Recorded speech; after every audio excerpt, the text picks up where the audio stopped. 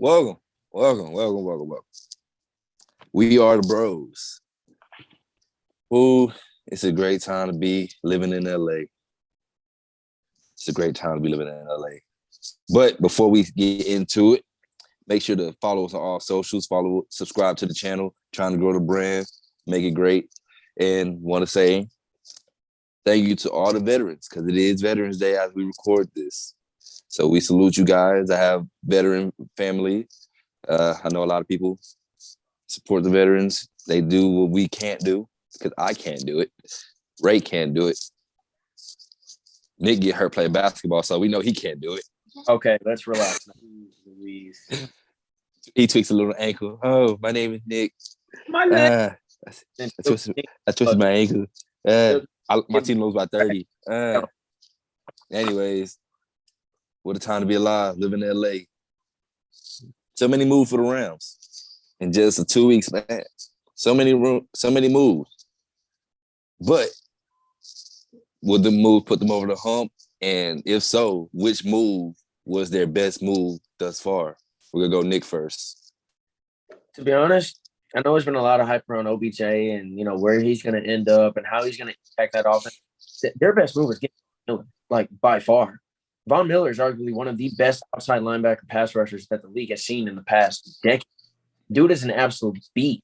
Dude's an animal. I mean, it's hard enough to block like Aaron Donald. Now you got to focus on Von Miller. Man, look, I know they lost Kenny Young. He was one of their young stud linebackers, but you got Von freaking Miller. You got one of the best linebackers coming out of the AFC conference. It doesn't get any better than that. That just beefs up their defense even more. Their defense is already scary. They already got people like Aaron Donald, Jalen Ramsey. I mean, they had so many pieces, dude. And now you had a guy like him who can just disrupt the entire operation of an offense, with just a jump of a snap. That's just incredible. So I think Von Miller was a better move, in my opinion, because obviously the Rams have good receivers in Robert Woods and Cooper Kupp. Those guys aren't going anywhere. You know what I mean? They even got Tyler Higbee at tight end. They're not going anywhere. Cooper Kupp is solidified himself as one of the top receivers this year. He's going to be receiver number one, regardless if OBJ goes there or not. And Robert Woods is going to be a very strong second. So OBJ is going to have to go in there and prove to himself that, he's willing to learn that new offense and that he can really make a statement going into LA. And I think it is a good move for the Rams to get OBJ because it accommodates his lifestyle along with his play style. Because the Rams do like to run and gun, and they will give OBJ some touches, unlike in where they're more of a ground and pound kind of team. LA will give him plenty of opportunities to make plays and get into that offense. So I do like the move of OBJ, though. It just helps their offense that much more. But I just think getting Von Miller is just so much significantly more. It just means so much more of that defense now that you have another guy on that backbone like that to just create havoc. I mean, I'd rather have someone create havoc than okay, yeah, we got another receiver, cool, but we already got 2 or 3 other top targets in the league. So I think getting Von Miller is a lot more beneficial. Thanks for that long-winded answer, Nick. You done put my boy Ray to sleep. We're not in class. That's fine. But I do respect your answer. Ray, he don't like he respect your answer. He a little disrespectful because his teams ain't on a good little success rate. But they have that's a topic for another day. First of all, anyways, you're a fan of a team that now has to worry about not only Cooper Kupp, but Odell freaking Beckham Jr. Sir, you worry about the wrong team, buddy. You need to be worried about the Rams. I don't know why you worry about my Seahawks.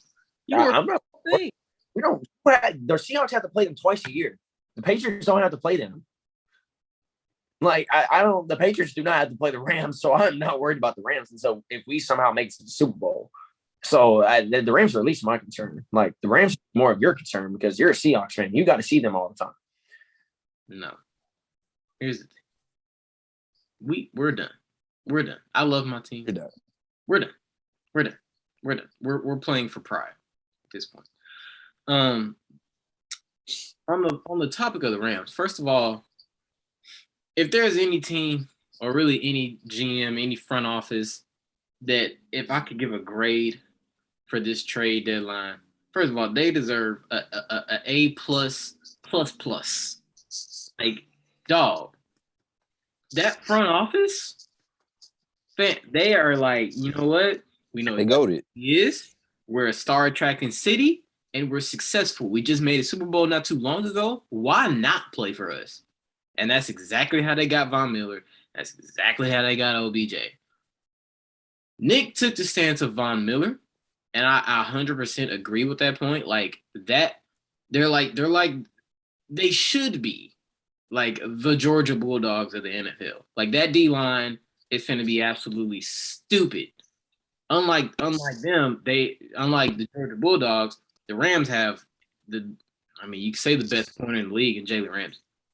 So not only do you have to deal with getting the ball out a lot faster now, because you used to be able to double team Aaron Donald and sometimes double team Leonard Floyd and just do the rest, whatever. You can't. You can only do so much now. You can literally only block so much. But that's neither here nor there. I'm gonna take the stance of OBJ. I'm gonna take that stance because here this OBJ fan go.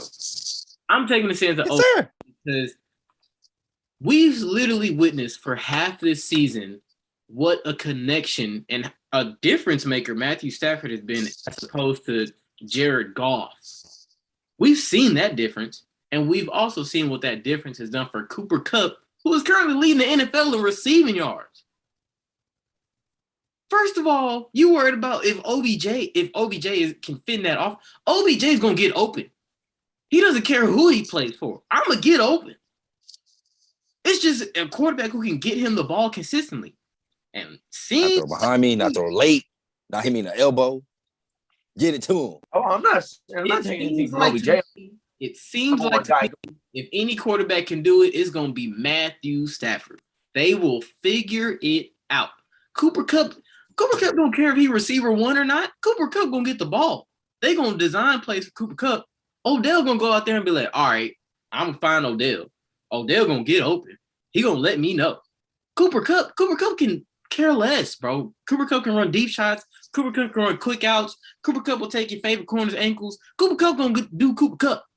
But adding OBJ to that offense makes them virtually unguardable. You already got Tyler Higbee. You got Cooper Kupp. And now you're adding OBJ. You got Robert Woods, too. Robert Woods. Yo. Defense got work. Defense got to do work.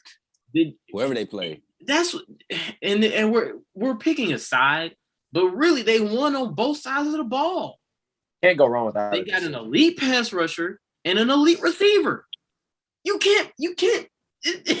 It's literally win-win, bang bang. You got best of both worlds. They didn't just get one side of the ball. No, they improved on both sides.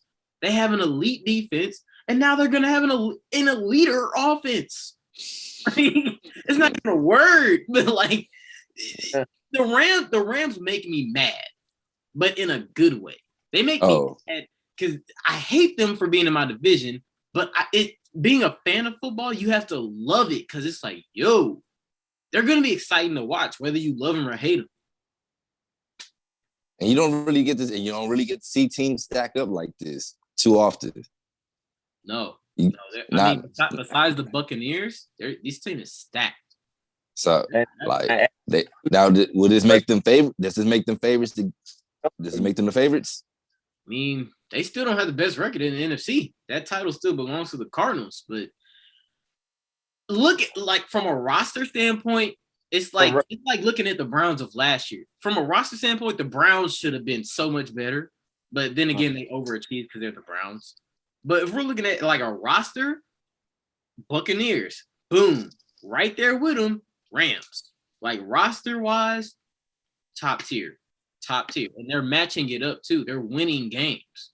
So And that record stuff goes out the window when it comes to playoffs, though. Like, you can have the best record going in the playoffs, and that does not matter. That's been proven way too many times. Patriots are undefeated in the Super Bowl and lost to a wild card team that was 8-8. Records do not mean squat when you get to the playoffs, and I mean that's squat in football.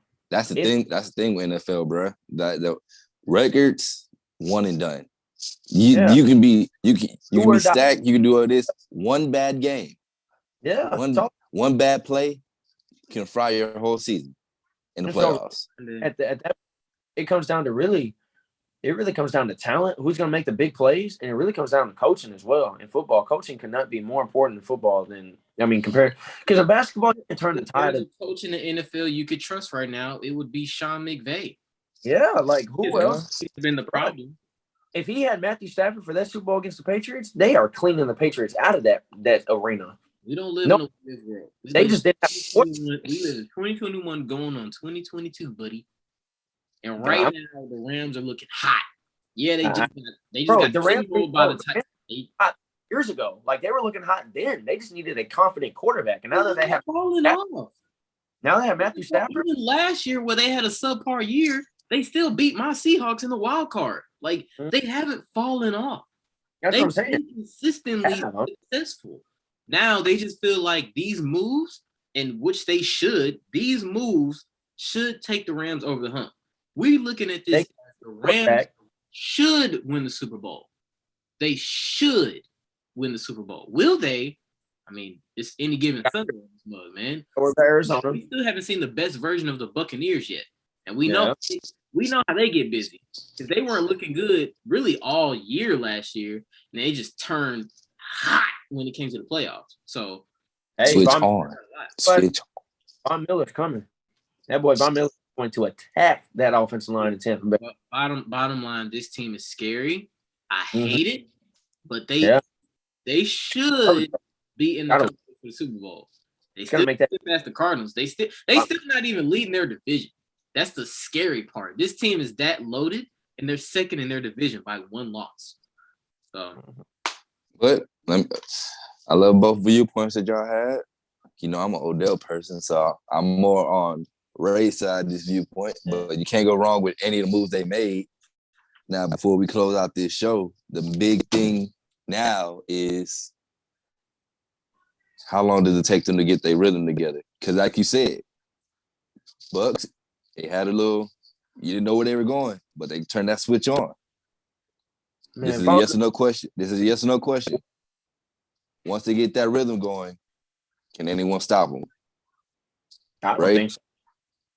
No. If they get their rhythm going, no. If you got an offense clicking on all cylinders, who's gonna stop Cooper Kupp and OBJ? And Von Miller's gonna destroy anybody he lines up against. So no.